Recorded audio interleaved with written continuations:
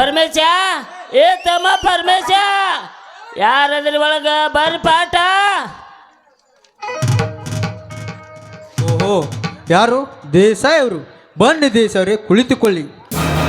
ಕುಳಿತುಕೊಂಡು ನಿನ್ನ ಜೊತೆ ನೆಂಟಸಕ್ಕೆ ಬೆಳೆಸಲು ಬಂದಿಲ್ಲ ಪರಮೇಶ. 3 ವರ್ಷಗಳಿಂದ ನನಗೆ ಕೊಡಬೇಕಾದ ಸಾಲನೂ ಇಲ್ಲ, ಗಂಟನೂ ಇಲ್ಲ, ಸಾಲೂ ಇಲ್ಲ. ಅದನ್ನು ಕೇಳಲು ವಸೂಲಿ ಮಾಡಲು ಬಂದಿರುವೆ.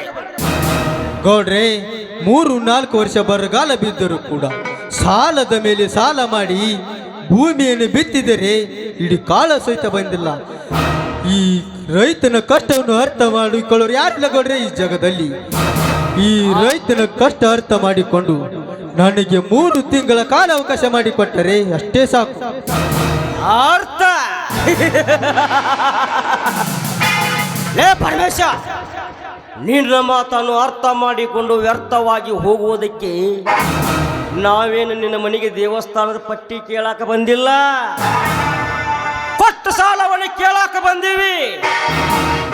ಬಡ್ಡಿ ಸಮೇತವಾಗಿ ನಮ್ಮ ಸಾಲವನ್ನೇ ಕೊಟ್ರೆ ಸರಿ, ಎಲ್ಲ ಪರಿಣಾಮ ಬೇರೆನೇ ಇರ್ತದೆ. ನೋಡು ಚಿಕ್ಕ ಯಜಮಾನರೇ, ನೀವು ನನ್ನ ಮನೆಯೆಲ್ಲ ಹುಡುಕಿದರೂ ಒಂದು ಬಿಡುಗಾಸು ಸಹಿತ ಸಿಗುವುದಿಲ್ಲ. ಈ ರೈತನ ಗುಡಿಸಲದಲ್ಲಿ ಒಂದು ಹೊಚ್ಚು ಗಂಜಿಗೆ ಗತಿ ಇಲ್ಲದಾಗಿದೆ ಈ ರೈತನ ಬಾಳು. ನನಗೆ 3 ತಿಂಗಳ ಕಾಲ ಅವಕಾಶ ಮಾಡಿಕೊಟ್ಟರೆ ಬಂದ ಬೆಳೆಯಲ್ಲಿ ಸಾಲ ಮುಟ್ಟಿಸಿ ಋಣ ಮುಕ್ತನಾಗುತ್ತೇನೆ. ಏ ಪರಮೇಶಪ್ಪ, ಋಣ ಮುಕ್ತೇನೆ ಅಂತ ಹೇಳ್ತೀಯಲ್ಲ, ನಿಮ್ಮಂತವ್ರ ಊರಾಗ 4 ಜನ ಇರ್ಬೇಕು. 4 ಜನ ಋಣ ತೀರ್ತೇನೆ ಅಂತೇಳಿ ನಮ್ಮ ಸಾವುಕಾರ ಮ್ಯಾಗ ನಮ್ಮ ತಲೆ ಮ್ಯಾಗ ತಟ್ಟ ಹಾಕಿ ಹೋದ್ರಿ. ನಾನು ನಮ್ಮ ಸಾವುಕಾರ ನಿಂತ ಲಾಭ ಅಂತ ಹೋಗೋಣ ನಿನ್ನ ನೆನಕ. ನೋಡು ಮುನಿಯಪ್ಪನವರೇ, ಊರಿಗೆ ಹಿರಿಯವರು ನೀವು, ಎಲ್ಲ ತಿಳಿದವರು ನೀವು. ನೀವೇ ಈ ರೀತಿ ಮಾತನಾಡಬೇಡಿ, ನಿಮಗೆ ಕೈ ಮುಗಿದು ಬೇಡಿಕೊಳ್ಳುತ್ತೇನೆ. ನನಗೆ 3 ತಿಂಗಳ ಕಾಲ ಅವಕಾಶ ಮಾಡಿಕೊಟ್ರೆ ಅಷ್ಟೇ ಸಾಕು. 3 ತಿಂಗಳ?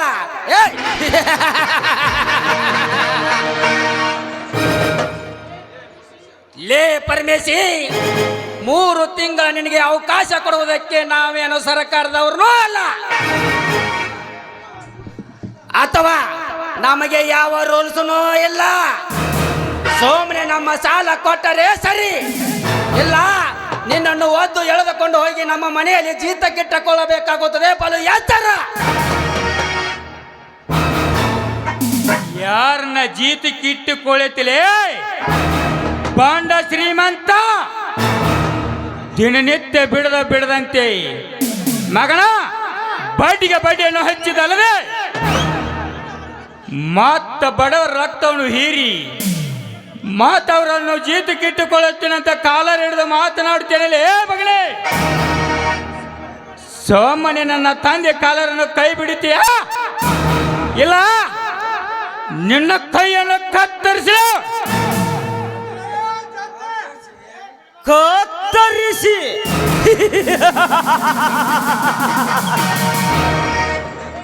ಲೇ ಪ್ರಶಾಂತ, ನಮ್ಮ ಅಣ್ಣನ ಕೈಯನ್ನು ಕತ್ತರಿಸುವುದಕ್ಕೆ ನಾನೇನು ಸುಮ್ಮನಿರ್ತಂತ ತಿಳ್ಕೊಂಡೇನಲೇ? ಇದೇ ನನ್ನ ಪಿಸ್ತೂಲಿನಿಂದ ನಿನ್ನ ಎದೆ ಗುಂಡಿಗೆ ಸಿಳ್ಳಿ ಬಿಡುತ್ತೇನೆ. ಎದೆ ಗುಂಡಿಗೆ ಗಜ, ನಾನು ಎದೆ ಗುಂಡಿಗೆ ಸಿಳ್ಳು ಗಂಡು ಈ ಭೂಮಿ ಮೇಲೆ ನನ್ನ ಮಗನ ಹುಟ್ಟಿಲ್ಲ, ಮುಂದೆ ಹುಟ್ಟುವುದೂ ಇಲ್ಲ.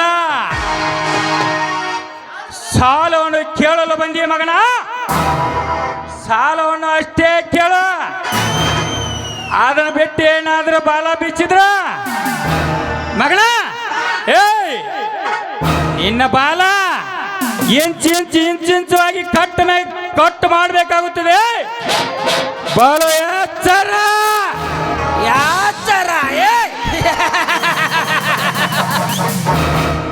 ಲೇ ಪರಮೇಶ, ನಮ್ಮ ಹತ್ತಿರ ಸಾಲ ತಂದು ತಿಂದವರಿಗೆ ಇಷ್ಟೇ ಸೊಕ್ಕಿರಬೇಕಾದ್ರೆ ಇನ್ನು 10 ಹಳ್ಳಿಗೆ ಸಾಲ ಕೊಟ್ಟ ಸಲಿವಿದ ಈ ದೇಶಾನಿಗೆ ಎಷ್ಟಿರ್ಬೇಕಲೇ ಬಡವ. ಏ ಬಂಡ ದೇಸಾಯಿ ಮಗನ, ಬಡ ಅಂತೂ ಬಾಯಿ ಬೆಗಳಿದ್ರೆ ನಿನ್ನ ಬಾಯಿ ಮೇಲೆ ಹೊಡಿಬೇಕಾಗುತ್ತದೆ ಮಗನ. ಬೋಲು ಎಚ್ಚರ.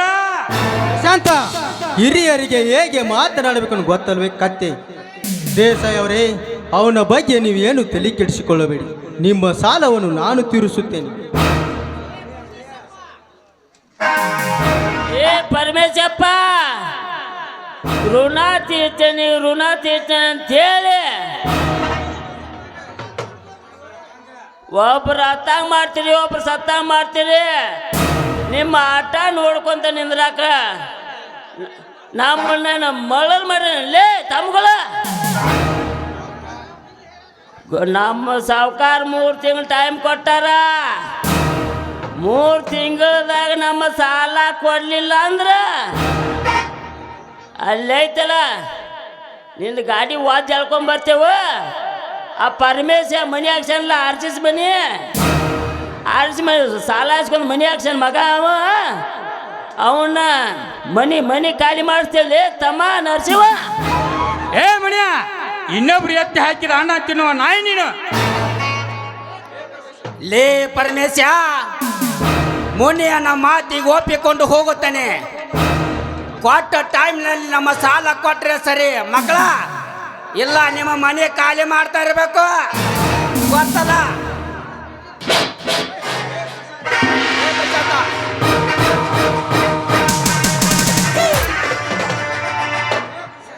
ಲೇ ಪ್ರಶಾಂತ,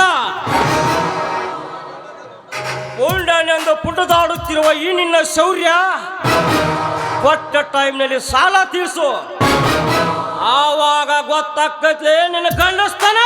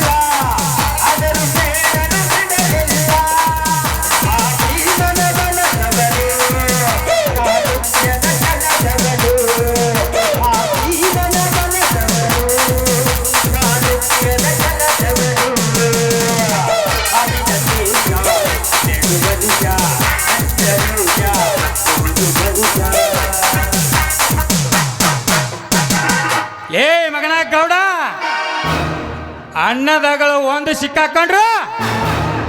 ಏ ಮಗನ, ನೀನು ಸಿಕ್ಕಾಕೊಂಡ್ರು. ಈ ಪುರುಷ ಪರಾಕ್ರಮಿ ಪ್ರಶಾಂತ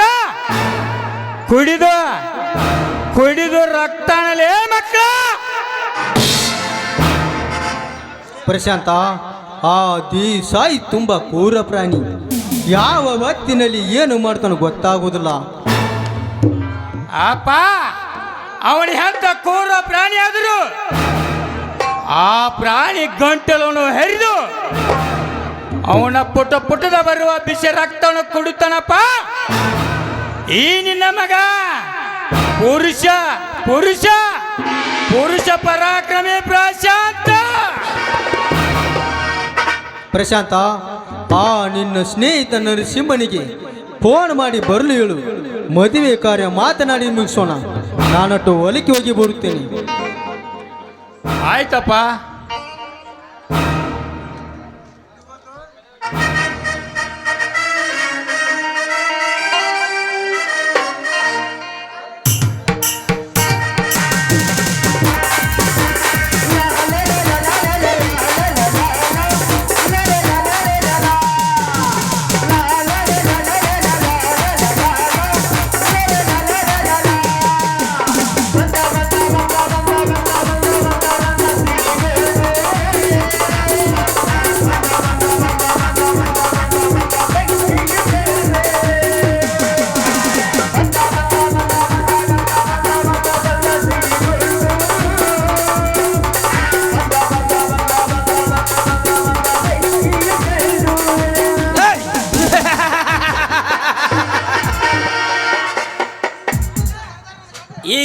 ಶ್ರೀಮಂತನ ಸರ್ದಾರ ಕಂಡರೆ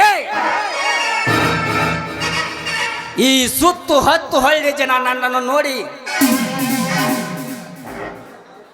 ಶರಣೆಂದು ಶಿರಬಾಗಿ ಶರಣು ಮಾಡಿ ಹೋಗುತ್ತಿರುವಾಗ ನನ್ನನ್ನು ನೋಡಿ ನೋಡದಾಗೆ ಏದಿ ಒಪ್ಪಿಸಿ ಹೋಗುವಲ್ಲೇ ಮಗಳೇ, ಯಾರ್ಲೇ ನೀನು?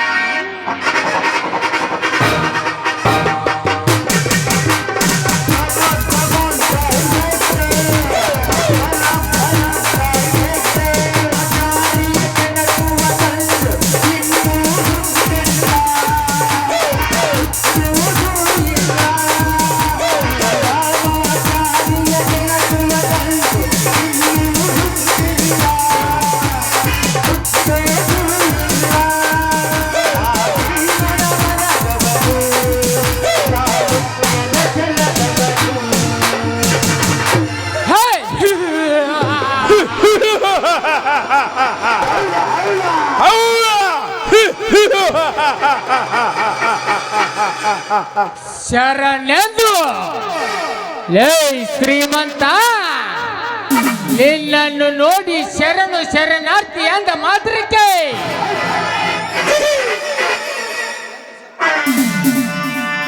ಒಂದು ಶರಣು ಹೆಚ್ಚಾಯ್ತೆಂದು ತನ್ನ ಬಲತೊಡೆಯ ಚರ್ಮವನ್ನು ಸುಲಿದು ಬಸವಣ್ಣನವರ ಪಾದರಕ್ಷೆಯನ್ನು ಮಾಡಿ ಆಶ್ರಮ ತನಕ ತಲೆ ಮೇಲೆ ಹೊತ್ತುಕೊಂಡು ಬಂದು ಭಕ್ತಿಯಿಂದ ಬಸವಣ್ಣನವರ ಪಾದಕ್ಕೆ ಅರ್ಪಿಸದ ಮಾದರ ಹರಳಯ್ಯನ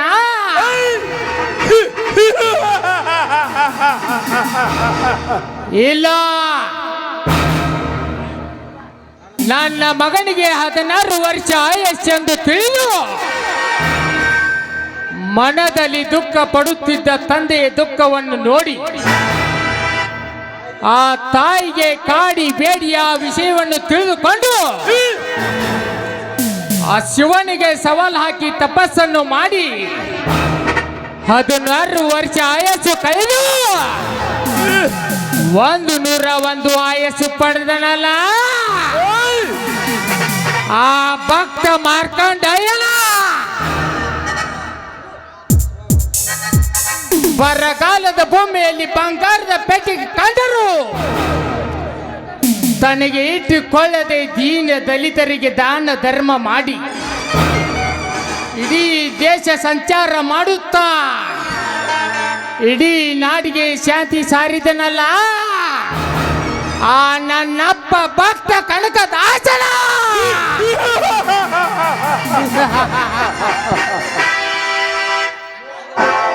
ಹೋಮದ ಹೊಗೆ ಹಾಕಿ ಭಕ್ತಿಯಿಂದ ತಪಸ್ಸನ್ನು ಮಾಡುತ್ತಿರುವಾಗ ಸಾಕ್ಷಾತ್ ಶಿವಪಾರ್ವತಿ ದರಿಗಿಳಿದು ಬಂದು ನಿನಗೇನು ವರ ಬೇಕೆಂದು ಕೇಳಿದಾಗ ನನ್ನ ಮಕ್ಕಳಿಗೆ ಏನು ಬೇಡ, ನನ್ನ ಭಕ್ತರಿಗೆ ಎಲ್ಲ ಸಿರಿ ಸಂಪತ್ತು ಕೊಟ್ಟು ಕಾಪಾಡು ಎಂದು ಕೇಳಿಕೊಂಡನಲ್ಲ ಆ ಮೈ ಮಾಂತಕ ಮಾಳಿಂಗ ರಾಯಣ ಲೇ ಅಂತ ಶಿವಶರಣರನ್ನ ಪಾದಕ್ಕೆ ಸಿರುವಾಗುತ್ತೇನೆ ವಿನಃ ನಿಮ್ಮಂತ ದರಿದ್ರ ಶ್ರೀಮಂತರಿಗೆಲ್ಲ ಸಲಾಂ ಹೊಡೆಯವನಲ್ಲ ಈ ಉಗ್ರ ನರಸಿಂಹ. ಉಗ್ರ ನರಸಿಂಹ ಏ ನರಸಿಂಹ, ಈ ಗೌಡರ ಮನೆತನದ ಗಂಡೆದ ಗೌಡನಿಗೆ ದರಿದ್ರ ಸಿಂಹಾಯ ಎಂದೋ ಬಗಳಿಯ ಬಡ ಬಿಕ್ಕಾರಿನ ಮಗನೇ, ನಿನ್ನಂತ ಎಷ್ಟೋ ಸೂರ ಸರ್ದಾರಗಳು ರಕ್ತ ಕಕ್ಕಿ ಸತ್ತು ಹೋಗಿದ್ದಾರೆ. ಈ ದೇವೇಂದ್ರ ದೇಸಾಯಿ ಗುಂಡಿನ ಗರ್ಜನಕ್ಕೆ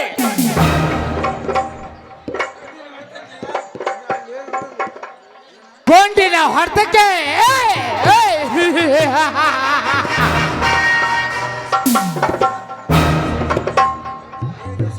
ಲೇ ದೇಸಾಯಿ, ಈ ನಿನ್ನ ಗುಂಡಿನ ಗರ್ಜನೆಗೆ ಹೆದರಿ ಹೋಗುವನಲ್ಲ ಈ ನರಸಿಂಹ. ಈ ನನ್ನ ಮಚ್ಚಿನಿಂದ ನಿಮ್ಮಂತ ವೈರಿಗಳ ಗಂಟಲ ಹರಿದು ಬಿಸಿ ರಕ್ತ ಕುಡಿಯಬೇಕೆಂದ ಅಬ್ಬರಿಸಿ ಬಂದ ಹೆಬ್ಬುಲಿಲೇ ಈ ನರಸಿಂಹ. ಯಾವ ಬೋಲೆ?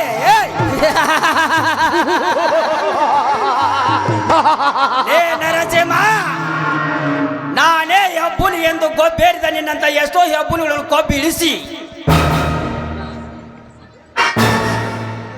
ನಿನ್ನ ಎದೆ ಸೀಳಿ ರಕ್ತದ ಹೊಳೆ ಹರಿಸಿದ್ದಾನೆ ಈ ದೇವೇಂದ್ರ ದೇಸಾಯಿ. ಇನ್ನೊಂದು ಸಾರಿ ನಾನೇ ಹೆಬ್ಬುಲಿ ಎಂದು ಗೊಬ್ಬೇರಿದ ನಿನ್ನಂತ ಎಷ್ಟೋ ಹುಲಿಗಳನ್ನು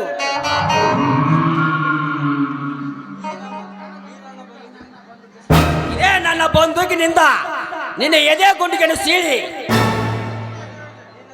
ನಿನ್ನ ದೇಹವನ್ನು ಹದ್ದು ಕಾಗೆ ಹಾರ ಹಾಕಬೇಕಾಗುತ್ತದೆ.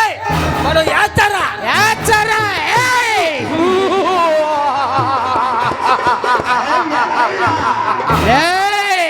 ನನಗೆ ಎಚ್ಚರ ಹೇಳುವ ಹುಚ್ಚು ದೇಸಾಯಿ. ಈ ನಿನ್ನ ಬೆದರಿಕೆಗೆ ಹೆದರಿ ಹೋಗುವ ಹುಚ್ಚನಲ್ಲ ನಾನು. ಈ ಹಳ್ಳಿಯಲ್ಲಿ ನಿಮ್ಮಂತ ಶ್ರೀಮಂತರು ನಡೆಸುತ್ತಿರುವ ದರ್ಪಕ್ಕೆ ಸರ್ಪದಂತೆ ಸಿಡಿದೆದ್ದು ನ್ಯಾಯ ನೀತಿ ಧರ್ಮವನ್ನು ಕಾಪಾಡುವುದಕ್ಕೆ ಕೈಯಲ್ಲಿ ಮಚ್ಚು ಹಿಡಿದು ಈ ರಣರಂಗಕ್ಕೆ ಕಾಲಿಟ್ಟ ಕಾಳಿಂಗ ಸರ್ಪ.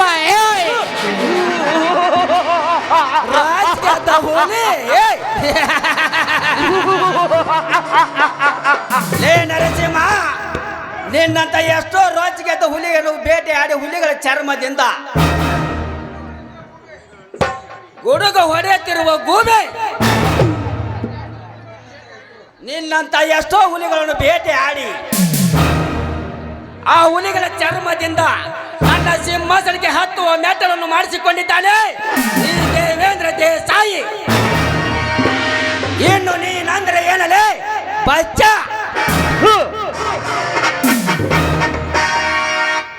ಏ ತಮ್ಮ ನರಸಿಂಹ, ನಮ್ಮ ಗೌಡರಿಗೆ ಎದುರಾಗಿ ನಿಂತಾರ. ಈ ಊರಾಗ ಯಾರು ಉಳಿದಿಲ್ಲ, ಈ ಊರಾಗ ಯಾರು ಉಳಿದಿಲ್ಲ.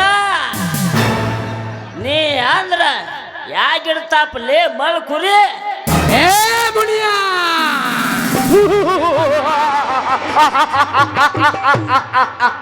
ಮಳ್ಳ ಕುರಿ ಅಲ್ಲಲೇ ಇದು, ಸಿಂಹದ ಸಿಡಿಲು ಮರಿ.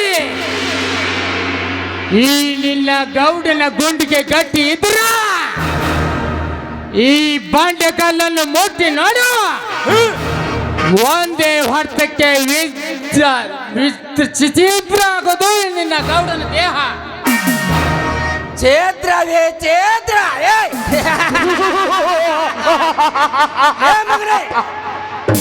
ನನ್ನ ಸುಟ್ಟಾಕಿ ಬಿಡುತ್ತೇನೆ ಗೌಡ. ಯಪ್ಪ ಯಪ್ಪ ಗೌಡ್ರ, ಬ್ಯಾಡ್ ಬರ್ರಿ. ಈ ಮಗ ಅದಲ್ಲ, ನಿಮ್ಮ ಕೈಯಾಗ ಸತ್ತವ್ ಕಣ. ಬ್ಯಾಡ್ ಬರ್ರಿ, ಹೋಗು ನಿನ್ನ. ಲೇ ಗೌಡ, ಲೇ ದೇಸಾಯಿ ನಿಂತ್ಕೊಳ್ಳಲೇ.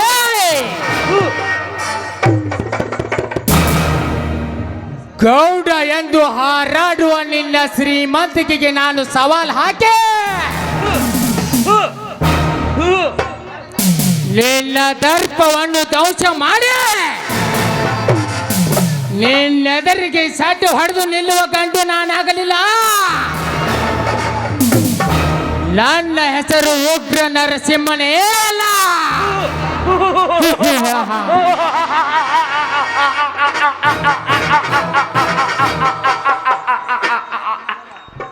ಲೇ ಗೌಡ, ನಿನ್ನ ಹಣೆ ಬರೆದವನು ಆ ಬ್ರಹ್ಮ. ಅದನ್ನು ಅಳಿಸಿ ಹಾಕುವನು ಈ ಸಿಂಹ.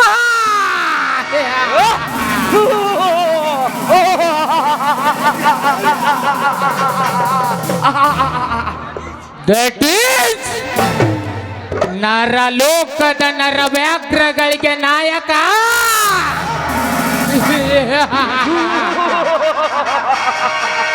ಈ ನರಸಿಂಹ. ಆಕಾಶಕ್ಕೆ ತಲೆ ಕಟ್ಟು, ಭೂಮಿಗೆ ಬೆವರಿಸಿ, ಲಿಯಾದಿಂದ ಕಟ್ಟಿರೋ ಶಾಂತ ಬ್ರ್ಯಾಂಡ್ ಸೌಂಡ್ ಜಾಸ್ತಿನೇ ಇರ್ತದೆ.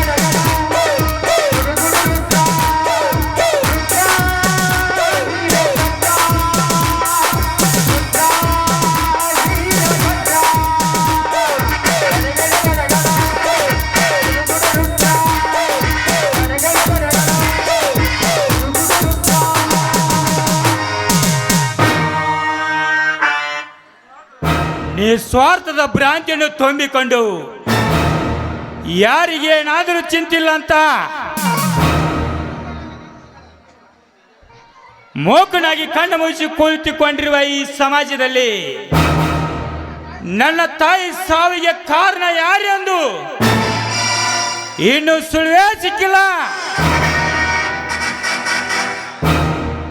ಎಷ್ಟು ವರ್ಷ ಕಳೆದರೂ ಚಿಂತಿಲ್ಲ. ಅವನು ಯಾವ ದೇಶದಲ್ಲಿ ಅಡಗಿಕೊಂಡು ಕುಳಿತರೋ ಬಿಡುದಿಲ್ಲ. ಲೇ ಗೋಮುಖ ವ್ಯಾಘ್ರ ನನ್ನ ಮಗನೇ, ನೀನು ಯಾರೆಂದು ಹುಡುಕಿ ನಿನ್ನನ್ನು ಅಡ್ಡಡ್ಡವಾಗಿ ಕಡಿದು ನನ್ನ ತಾಯಿ ಆತ್ಮಕ ಶಾಂತಿ ಕೋರದಿದ್ದರೆ ನನ್ನ ಹೆಸರು ಪುರುಷ, ವೀರ ಪುರುಷ, ಪುರುಷ ಪರಾಕ್ರಮಿ ಪ್ರಶಾಂತನೇ ಅಲ್ಲ.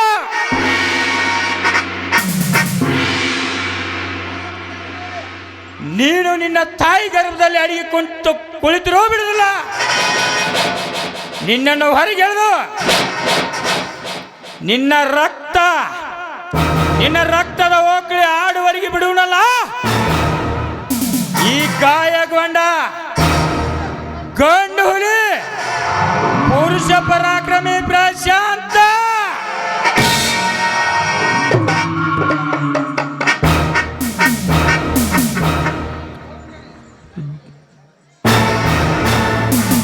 ಬರುತ್ತಲ್ಲೇ ಮಕ್ಕಳ, ನಿಮ್ಮ ರುಂಡ ಕಡೆಯಲ್ಲ ಸಿಡಿದದ್ದ ಪರಶುರಾಮನ ಹಿಡಿದುಕೊಂಡಲೇ ಮಕ್ಕಳ.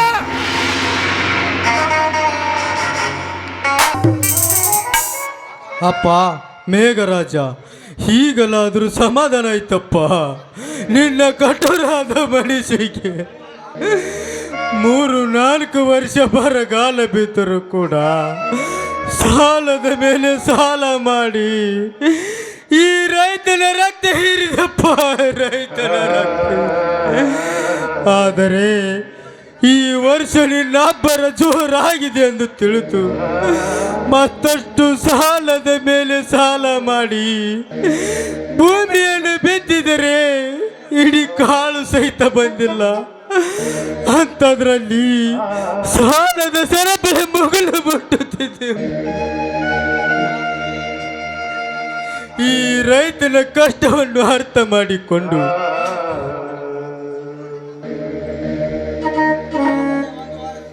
ಒಂದು ವಾರದಿಂದ ಬಿಡದೆ ಸುರುತ್ತಿರುವ ಆ ಮೇಘರಾಜನ ಅರ್ಭಟಕ್ಕೆ ಸಿಕ್ಕು ಬೆಳೆ ತುಂಬಿದ ನಿಂತ ನನ್ನ ಬಾಳೆಯ ತೋಟದ ಬೆಳೆಗಳು ನೀರಿನಲ್ಲಿ ಕೊಚ್ಚಿಕೊಂಡು ಹೋಯ್ತಪ್ಪ, ನೀರಿನಲ್ಲಿ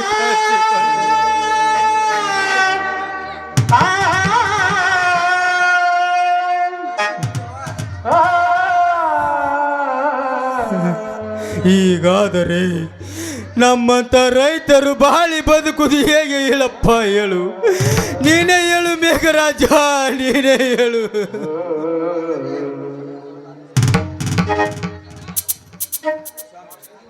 ಸ್ವಾಮಿ, ಹೊಲಕ್ಕೆ ಹೋಗಿ ಬಂದ್ರಾ? ಹೋಗಿದ್ದೆ ಪಾರ್ವತಿ, ಹೋಗಿದ್ದೆ.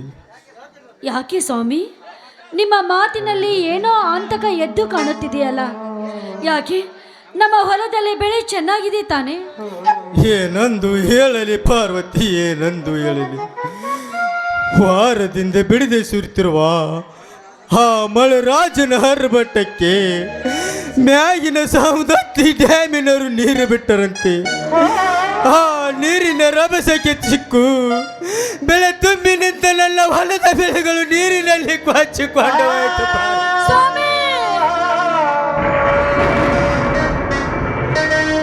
ಸ್ವಾಮಿ, ಏನು ಹೇಳ್ತಿರುವಿರಿ ನೀವು? ಅಷ್ಟೇ ಅಲ್ಲ ಪಾರ್ವತಿ, 5 ಎಕರೆ ಉಳ್ಳಾಗಡ್ಡಿ ಮೆಣಸಿನ ಬೆಳೆ ಕೂಡ ನೀರಿನಲ್ಲಿ ಕೊಚ್ಚಿಕೊಂಡು ಹೋಯಿತು ಪಾರ್ವತಿ. ಒಟ್ಟಿನಲ್ಲಿ ಮಳೆಯಾದರೂ ಮಳೆ ಹೋದರೂ ಈ ರೈತನ ಹೊಡಲು ಕಣ್ಣೀರಿನ ಕಡಲು ಎನ್ನುವುದು ಸುಳ್ಳಲ್ಲ ಪಾರ್ವತಿ. ಈ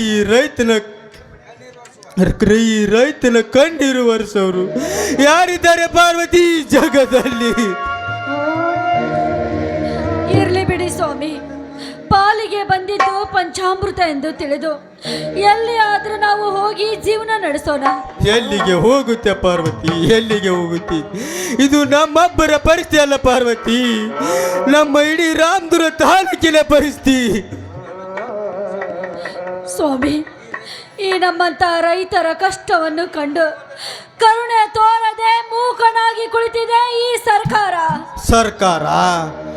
ತುತ್ತು ಕೊಟ್ಟ ರೈತನಿಗೆ ಕುತ್ತ ತಂದ ಈ ಸರ್ಕಾರ. ಈ ರೈತರ ಮೇಲೆ ಕರುಣೆ ತೋರುದಿಲ್ಲ ಪಾರ್ವತಿ ಸರ್ಕಾರ. ಈ ರೈತನ ಸಲುವ ಶಕ್ತಿ ಈ ನಿನ್ನ ಸರ್ಕಾರಕ್ಕಿಲ್ಲ. ನಮ್ಮೂರಿಗೆ ನೆರೆ ಅವಳಿ ಆಗಿದೆ ಅಂತೇಳಿ ಪಕ್ಕದ ಊರಿನವರು ಅಡಿಗೆ ಮಾಡಿಕೊಂಡು ಬಂದು ಕೊಡುತ್ತಿರುವಾಗ ಅಲ್ಲಿದ್ದ ಸಣ್ಣ ಸಣ್ಣ ಮಕ್ಕಳು ಊಟಕ್ಕೆ ಬರದಾಡುವುದನ್ನು ನೋಡಿದರೆ ಈ ರೈತನ ಕರುಳು ಕಿತ್ತು ಬಂದಂತಾಯ್ತು ಪಾರ್ವತಿ, ಕಿತ್ತು ಬಂದ.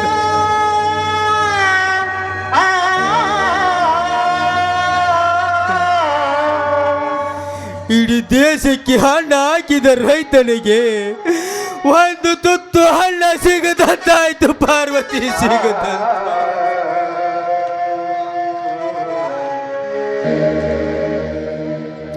ಅವ್ವ ಅಪ್ಪ ಇಬ್ರು ಏನೋ ವಿಚಾರ ಮಾಡುತ್ತಿದ್ದಿರಲ್ಲ, ಏನದು? ಬಾ ಪ್ರಶಾಂತ. ಯಾಕಪ್ಪ ನಿನ್ನ ಮಾತಿನ ಅರ್ಥ ಬೇರೆನೇ ಕಾಣುತ್ತಿದೆ. ಅವ್ವ ನೀನಾದರೂ ಹೇಳುವ, ಮತ್ತೇನಾದರೂ ಅದೇ ಸಾಯಿ ನಮ್ಮ ಮನೆ ತಂಟಿಗೆ ಬಂದರೆ? ಪ್ರಶಾಂತ, ಹೇಗೆ ಹೇಳಲಪ್ಪ, ನಾನು ನಿನಗೆ ಹೇಗೆ ಹೇಳಲಿ? ಆದರೆ ದಿನನಿತ್ಯ ಬಿಡದೆ ಸುರಿಯುತ್ತಿದ್ದ ಈ ಮಳೆ ರಾಜನ ಅರ್ಬೆಟಕ್ಕೆ ನಮ್ಮ ಹೊಲದಲ್ಲಿದ್ದ ಬೆಳೆ, ಉಳ್ಳಾಗಡ್ಡಿ ಬೆಳೆ, ಬಾಳೆ ತೋಟ, ಮೆಣಸಿನ ಬೆಳೆ ಎಲ್ಲ ಕೊಚ್ಚಿಕೊಂಡು ಹೋಯಿತು ಪ್ರಶಾಂತ, ಎಲ್ಲ ಕೊಚ್ಚಿಕೊಂಡು ಹೋಯಿತು.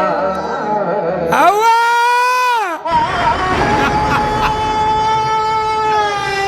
ಅವ್ವ ಏನು ಹೇಳ್ತಿದ್ದೇವ ನೀನು? ಈ ನಿನ್ನ ಮಾತನ್ನು ಕೇಳಿದರೆ ಈ ರೈತನ ಒಡಲು ಒತ್ತು ಉರುತ್ತಿದೆವಾ, ಉರುತ್ತಿದೆ. ಪ್ರಯೋಜನ ಇಲ್ಲ ಪ್ರಶಾಂತ, ಪ್ರಯೋಜನ ಇಲ್ಲ. ಈ ರೈತನ ಒಡಲು ಉರಿದರು, ಕಣ್ಣೀರಿನ ಹೊಳೆಯಾಗಿ ಹರಿದರು, ಪ್ರಯೋಜನ ಇಲ್ಲ ಪ್ರಶಾಂತ, ಪ್ರಯೋಜನ ಇಲ್ಲ. ಒಂದು ಕಡೆ ನೋಡಿದರೆ ಸಾಲದ ಸಂಕಟ, ಇನ್ನೊಂದು ಕಡೆ ನೋಡಿದರೆ ನೆರೆ ಹವಳಿಯ ಚೆಲ್ಲಾಟ. ಇದೆಲ್ಲ ಭಗವಂತ ಆಡಿಸುವ ಆಟನಪ್ಪ, ಆಡಿಸುವ.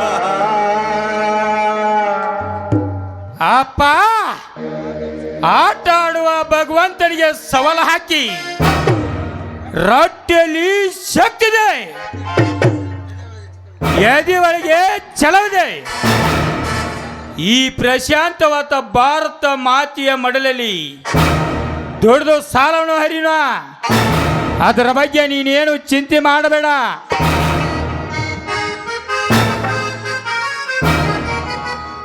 ಅವ್ವ ಅಪ್ಪ,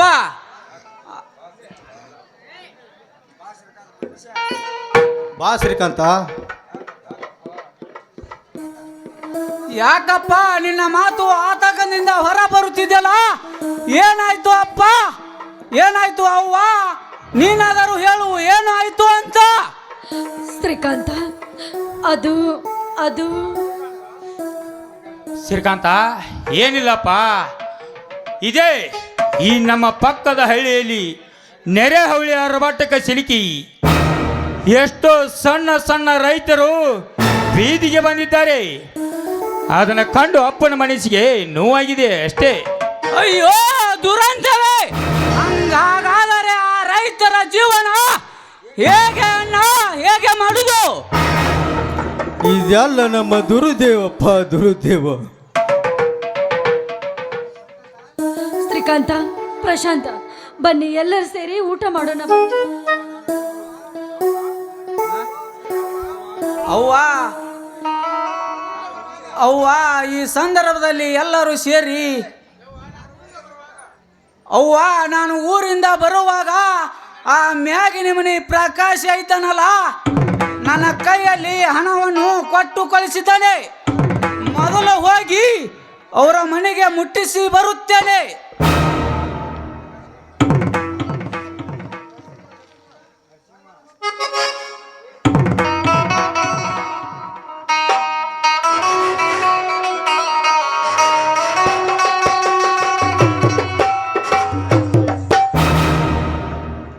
ಪ್ರಶಾಂತ್, ಗೆಳೆಯ ಪ್ರಶಾಂತ್, ಬಾ ನರಸಿಂಹ, ನಾನು ನಿನ್ನ ದಾರಿಯನ್ನು ಕಾಯ್ತಿದ್ದೆ. ಅಪ್ಪ, ನನ್ನ ಗೆಳೆಯ ನರಸಿಂಹ ಅಂದ್ರೆ ಇವನೇ ನೋಡು. ನಮಸ್ಕಾರ ಹಿರಿಯರಿಗೆ. ನಮಸ್ಕಾರನಪ್ಪ. ಸೀತಾ, ಮಗಳೇ ಸೀತಾ, ಬಾರಮ್ಮ ಹೊರಗೆ. ಬಂದೇವಾ? ಯಾಕವ ಕೂಗಿದೆ? ತಂಗಿ, ನಿನ್ನ ಮದುವೆ ಆಗೋ ಗಂಡು ಇವನೇ ನೋಡಮ್ಮ. ಅಣ್ಣ, ಯಾಕಮ್ಮ ತಂಗಿ, ಏನಾಯ್ತು? ಏನಿಲ್ಲ ಅಣ್ಣ. ಪ್ರಶಾಂತ, ನಾವಿಬ್ಬರು ಹೋಗಿ ಸರಾಮದಕ್ಕೆ ಹೋಗಿ ಶಾಂತಿಯನ್ನು ಮಾಡಿಕೊಂಡು ಬರುತ್ತೇವೆ. ನೀನು ಹೊಲಿಕೆ ಹೋಗಿ ಎತ್ತುಗಳಿಗೆ ಹುಲ್ಲಾಕಿಕೊಂಡು ಬಾ. ಬಾ ಪಾರ್ವತಿ, ಹೋಗೋಣ. ಆಯ್ತು ರೀ.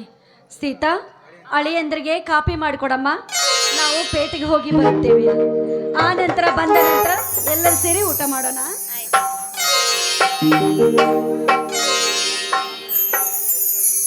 ನರಸಿಂಹ, ನಾನು ಎತ್ತಿಗೆ ಹೋಗಿ ಹುಲ್ಲನ್ನು ಹಾಕಿ ಬರುತ್ತೇನೆ. ಆ ನಂತರ ಎಲ್ಲರೂ ಸೇರಿ ಊಟವನ್ನು ಮಾಡೋಣ. ಆಯ್ತು, ಹೋಗಿ ಬಾ.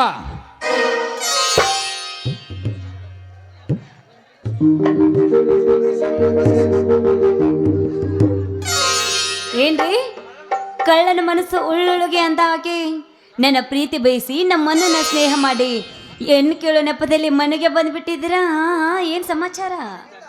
ಸೀತಾ, ನಿನ್ನ ಪ್ರೀತಿ ಬಯಸಿ ಬಂದವನಲ್ಲ ನಾನು. ನನ್ನ ಸ್ನೇಹಿತನ ಮಾತಿಗೆ ಬೆಲೆ ಕೊಟ್ಟು ಬಂದು ನಿನ್ನನ್ನು ಮದುವೆಯಾಗಲು ಒಪ್ಪಿದ್ದೇನೆ ವಿನಃ ಬೇರೆ ಯಾವ ಉದ್ದೇಶವೂ ಇಲ್ಲ. ಇರ್ಲಿ ಬಿಡಿ ನರಸಿಂಹ, ಒಟ್ಟಾರೆ ನಾನು ಬಯಸಿದೆ ಹಾಗೆ ನಿನ್ನ ಪ್ರೀತಿ ಸಿಕ್ತಲ್ಲ ನನಗಷ್ಟೇ ಸಾಕು. ಇವಾಗ ನನಗೆ ಹೇಗೆ ಅನಿಸ್ತದೆ ಗೊತ್ತಾ? ನಿನ್ನ ಬಿಗದಪ್ಪಿ ಒಂದೇ ಚುಂಬಿಸ್ಬೇಕು ಅನ್ನಿಸ್ತಾ ಇದೆ. ಪ್ಲೀಸ್ ಸೀತಾ, ನಿನ್ನ ಮದುವೆಯಾಗೋ ಗಂಡು ನಾನೆಂದು ಇಡೀ ಊರಿಗೆ ಗೊತ್ತಿರುವಾಗ ಮತ್ತೇನು ಯೋಚಿಸುತ್ತಿರುವೆ? ಬಾ ಸೀತಾ, ಈ ನಿನ್ನ ಮನದರಸನನ್ನು ಕೈ ಹಿಡಿದು ಒಂದು ಹಾಡನ್ನಾದರೂ ಹಾಡೇ ನನ್ನ ರಾಣಿ. ಬಾ ನನ್ನ ರಾಜ.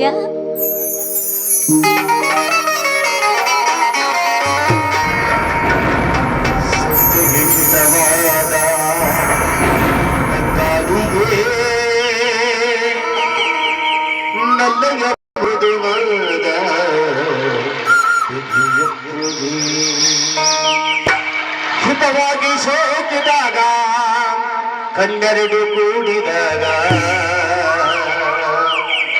ಹೋಮಾಚನ